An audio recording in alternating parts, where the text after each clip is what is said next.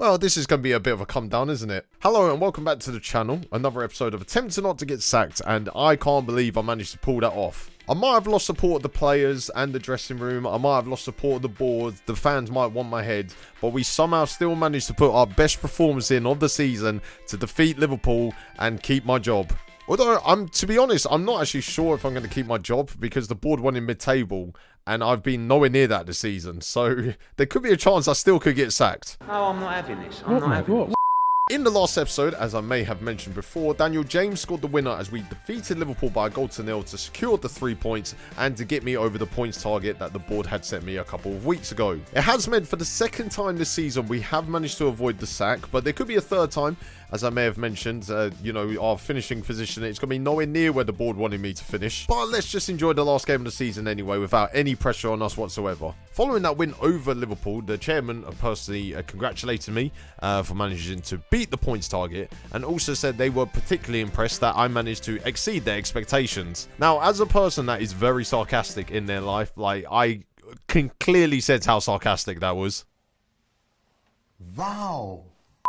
And obviously after that win over Liverpool as well, I did also mention that Newcastle and Nottingham Forest were relegated from the Premier League down to the Championship. Now Newcastle was an astounding one because they actually had a very strong team and they spent more money in the January transfer window and somehow still managed not to get any more wins. Well, that was until they played me. Clearly they were going to beat me anyway. In one of my staff meetings as well, my assistant manager let me know that Luke Ayling's ability has now gone from a decent Premier League right back to a League One player. That is actually incredible. In one season, I've managed to achieve that. You know, you'd probably assume that a lot of football managers know how to get the best out of their players. Clearly, this is just not that sort of channel. Now, in some more sad news, my captain, Liam Cooper, has come to me and said that he wants to leave the club this season and pursue a new challenge. It did get me thinking. I seem to do the same exact save every single year, and the premise of the save is to try and survive in the job as long as possible rather than win a trophy.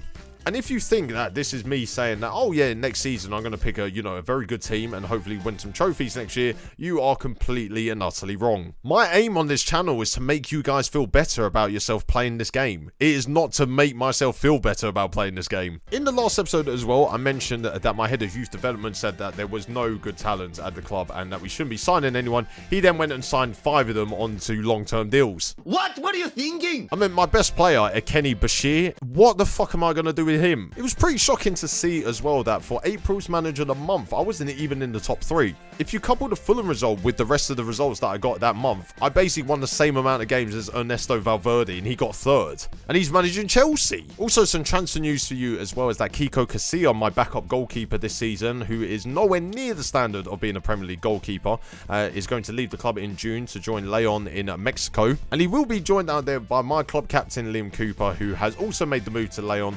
I'm kind of glad, 700k for him is not a bad amount of money for him as well, which I'm, going to reinvest in the team. Whether that 700k will be used to improve the team remains to be seen. There he was, slagging his entire team for the whole season, and now he's decided that, that money might not be able to improve the side anymore. But this is the team that we are going to play against Leicester City, and we're going to stick with the same 4-2-3-1 formation that I've been playing in recent weeks.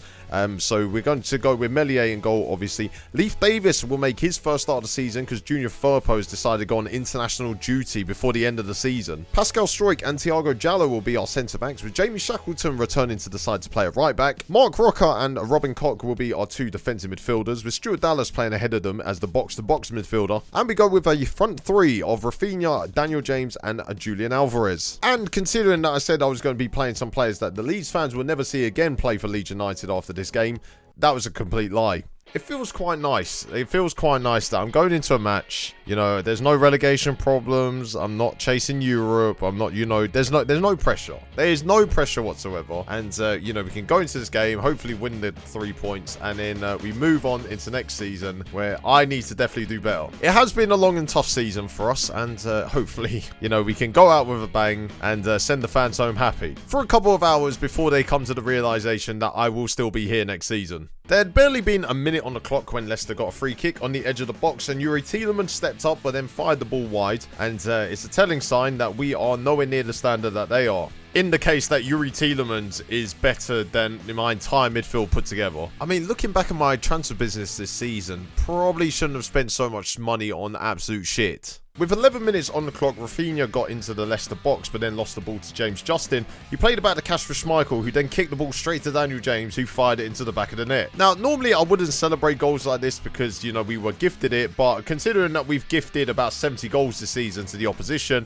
I will take whatever I can get. And it is pretty striking to see that, you know, putting Daniel James as my first choice striker up front by himself has actually coincided with our good run of form and his good goal scoring record.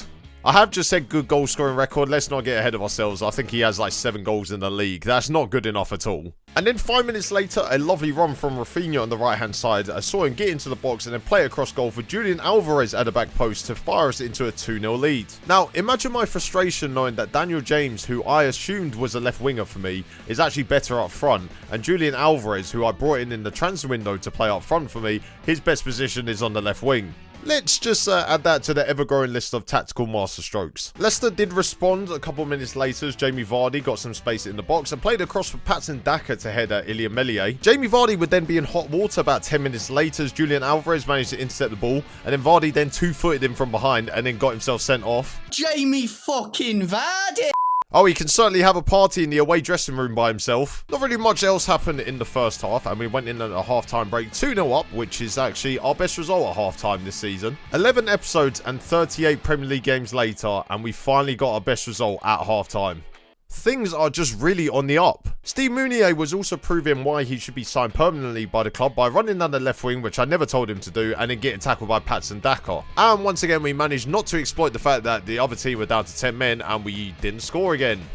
But can you really complain about a 2-0 win? I don't think you can.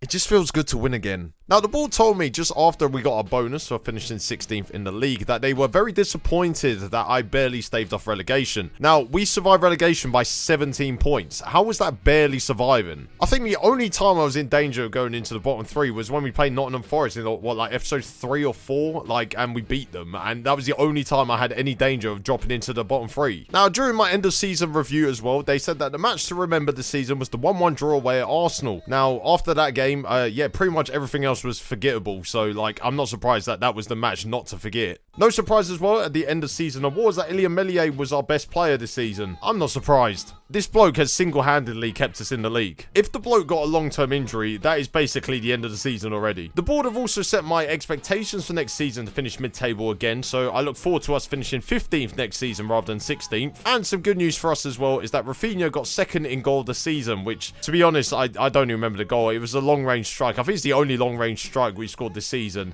and that finished 2nd in goal of the season. Fuck me, the quality must have been terrible. Takes after this series then.